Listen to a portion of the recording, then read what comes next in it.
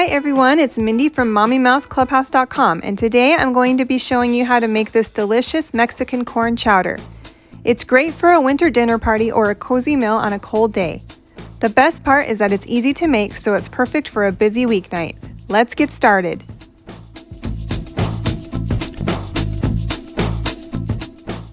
Here are the ingredients that you'll need.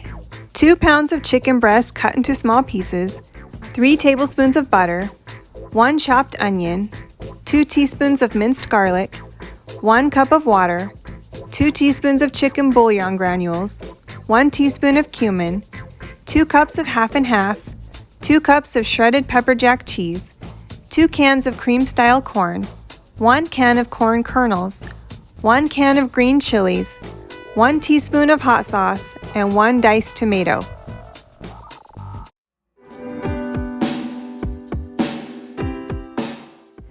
Begin by melting the butter in a large soup pot. Add the diced chicken and the diced onion to the pot with the butter. Stir occasionally until the chicken is cooked through. Add the minced garlic and cook for 1 more minute. Pour in the water, the chicken bouillon, and the cumin. Bring the soup to a boil. Once it is boiling, reduce the heat to low and cover. Let the soup simmer for 5 minutes.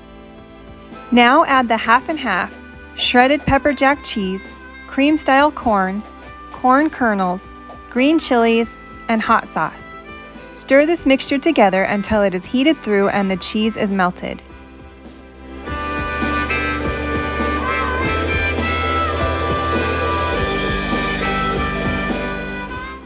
Mix in the chopped tomatoes and serve this soup with your desired toppings. Here are some topping ideas: cilantro, sour cream, jalapeños, tortilla strips, shredded cheese, tomatoes, green onions, and queso fresco. I hope you enjoy this delicious Mexican corn chowder as much as I do.